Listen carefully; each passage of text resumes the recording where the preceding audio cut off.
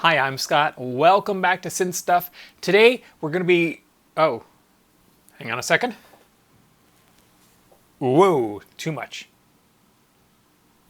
That's about right. All right, sorry about that. Today we're going to be talking about how to get all your synthesizers hooked up in your studio so that you can record them. Coming up.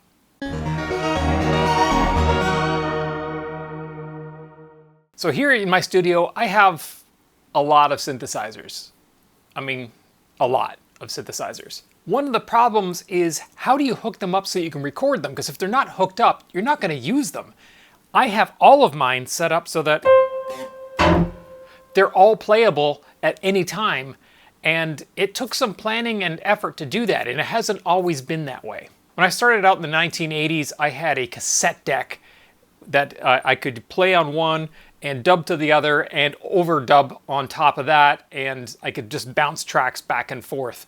That with a Poly 6 and an Ensoniq Mirage, and that was it. That was my recording studio. No effects, nothing. After a while I got a Tascam Portastudio with a little 4-track cassette, which was a miracle because you could bounce tracks and overdub and do some amazing things with that. When I upgraded into a bigger studio, I had a mixer. So what I had for a while was a small simple analog Yamaha mixer, and I could plug the synthesizers into that, and that mixer then went into an outboard audio interface, and it was an EMU. I don't exactly remember, 1616M or 3232M, I don't remember, one of those. And that was my recording studio, so I could then mix a couple of different keyboards at once into the audio interface. I still had more keyboards than I could actually had inputs for, so I still have to unplug and replug things back in.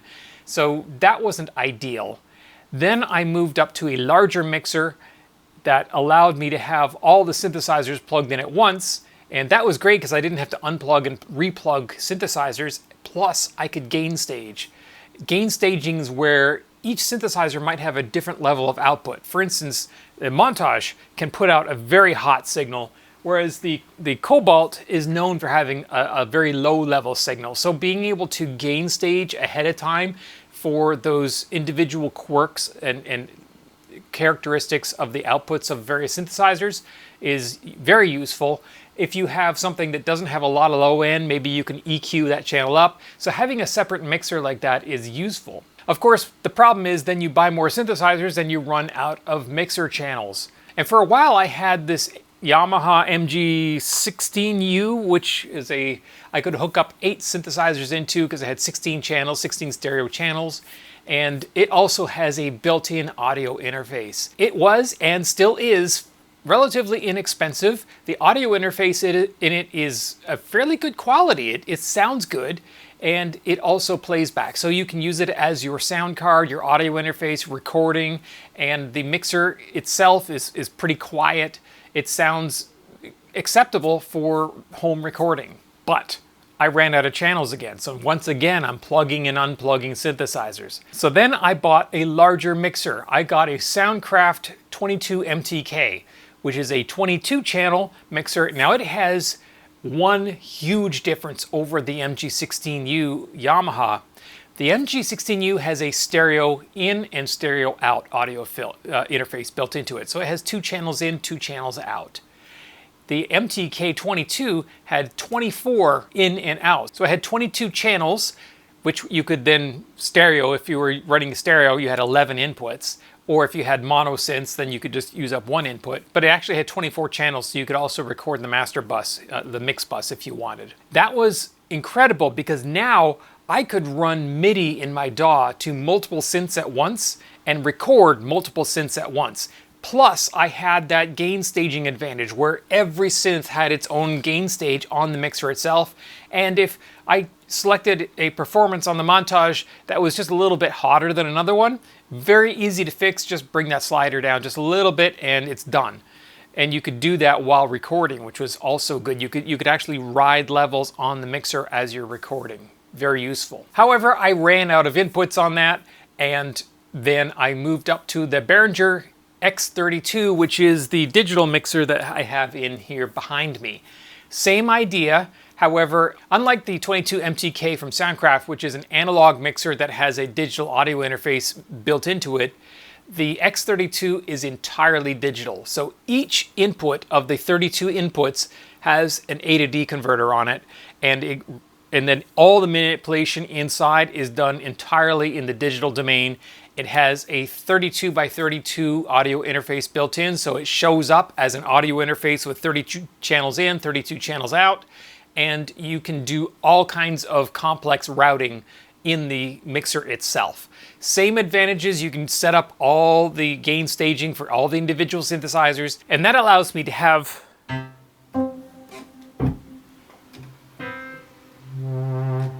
all of the synthesizers all connected all at the same time. It's really great from a creative sense, because if something's not working on this, I'm playing something and it's just not working, and I'm like, well, maybe that will work. Oh, maybe that's what I need. And it's great to be able just to do that without having to unplug and replug wires. All right, so that's my ideal setup, and I deliberately designed this studio to work this way for exactly that reason. However, it's expensive. X32 is not a cheap mixer, and it is not a cheap way of getting audio into your computer.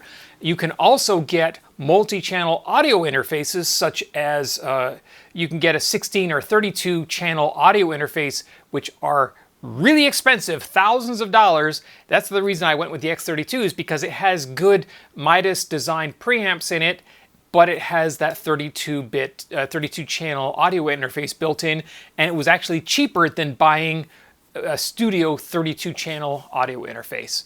Plus, it gives me the control surfaces and all the routing and effects and everything inside it.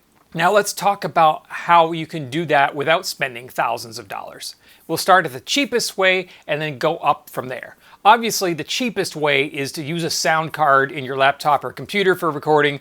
I don't recommend that. It's going to sound like crap. It's not an audiophile quality A to D. It's line level. It's not balanced. I mean, if you have no other option, then sure, but no, I wouldn't do that.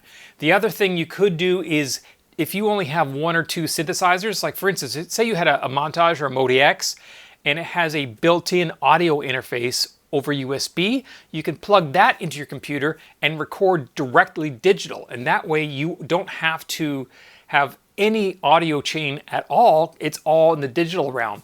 If you do have another synthesizer, such as the Summit, that does not have that functionality, you can maybe plug its audio output into the synthesizer that does, and use the A to D inside the synthesizer, which you can do on a Montage or Modi X, and it will then allow you to route audio from this through the Montage and then digitally into your computer where you can record it. The limitation with that is, in Windows computers, you are going to be required to use an ASIO driver in order to access the multi-channel I/O from the Montage or any other synth that has USB audio, and you can only have one of those. So if you have the Montage and it has a USB audio interface, and then you have the Gaia 2, which also has a USB audio interface, you can't have both of those at the same time in the computer. You can load them both in there, but the DAW can only access one of them, and typically you can't just switch back and forth easily. You have to reconfigure the DAW, shut it down, start it back up, it starts using the new ASIO driver, and so on. It's not simple, doesn't work great that way. In Mac, it's different.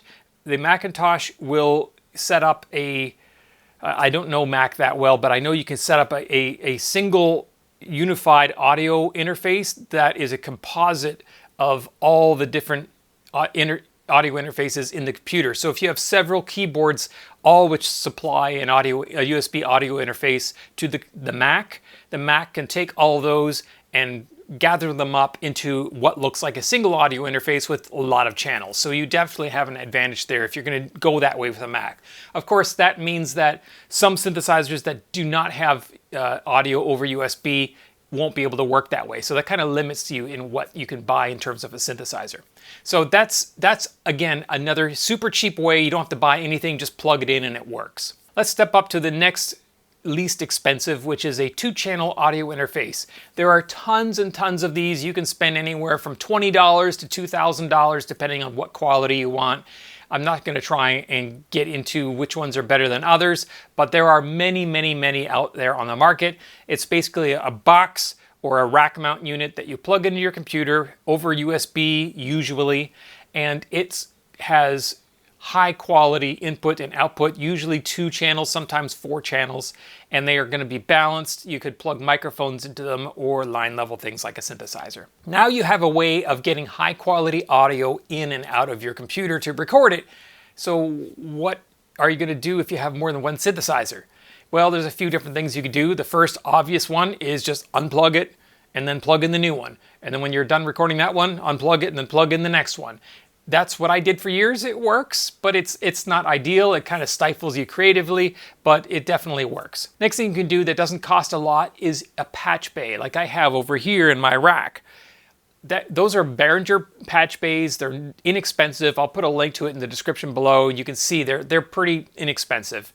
And what that allows you to do is select which synthesizer is going to feed where. If you have a room full of synthesizers and you only have one 2-channel audio interface, you can just by unplugging and plugging on that little panel there, route which synthesizer is going to go where. More importantly, for the output, you can also do the same thing. So if your audio interface normally goes to your monitors, but hey, right now I want it to actually go into the input of my montage so that I can work with the audio input, or maybe I'm sending it over to the Phantom and I'm going to sample I'm going to play something on the DAW and I want to sample it into the Phantom. That allows you to do that just by plugging wires or patch cords in the front of your patch bay.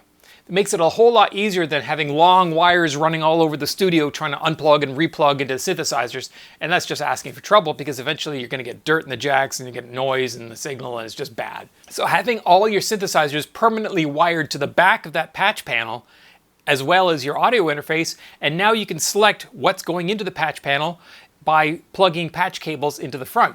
And if you have outboard effects, you can do the same thing. Just by plugging cables, I can say, I want the output of this summit to go through my outboard effect over here, and then from there into the audio interface. And you can do that by just plugging things in to the front of that patch bay. Next step up is what I mentioned, where you have a multi-channel mixer. You can have a large mixer, an analog mixer.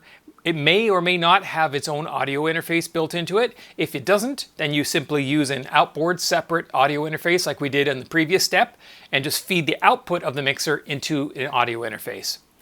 Some mixers do have a built-in 2-channel audio interface, notably the Yamaha ones. There's lots of them out there now. They plug in a USB jack on your computer. They show up both as a Windows sound card as well as an ASIO, so your DAW can use it. And it allows you to adjust the levels of individual channels. And what you can do is solo individual channels so you don't have noise from anywhere else going into your recording, or you can mute all the other channels out that you don't want to record. But you can also play 2 at once and record both synthesizers at the same time. That's something you can't do when you are simply plugging in on a patch panel. So that gives you a lot more flexibility, especially if you are the kind of musician that performs on multiple synths at once. When you're trying to do recording, you have to have a mixer in order to do that. The larger the mixer, the more channels you can fit into it. The downside with that, and this is pretty much an analog mixer problem, is noise.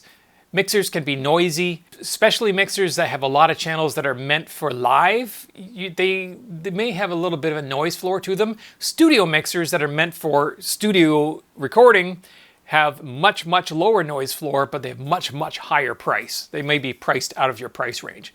That said, newer analog mixers do have a very good noise floor, very good frequency response, and for the majority people, you're not going to have a problem with the amount of noise coming out of an analog mixer. Of course, then you can step up to a digital mixer like my X32 over here, where there is no analog circuitry outside of the A to D converters coming in. Everything is digital, there is no noise, and it works very well. But again, another step up in price. And lastly, the top tier, which is the dedicated studio multi-channel interfaces. If you want a 32-channel interface, you're going to be looking at $3,000 or $4,000. They're not cheap because they know the only people buying these are people that have typically professional studios, and they have money to spend, and they're going to spend it on high-quality audio interfaces. And these are going to be the cream of the crop in terms of audio quality. Those are really the options you have for getting a lot of synthesizers connected at once in your studio, into your computer, into your DAW, so that you can do some recording. If you have any that I didn't think of, that I didn't mention, please leave them in the comment section below. If you have questions or corrections especially, please also leave those in the comment section. I read all of those comments. And if you like this video, if you have any more ideas for videos like this, let me know. Click like on this video if you thought it was good. Hey, and subscribe to the channel. It really helps me out when you do that, and you get notified every time I post a new one. Thanks for watching.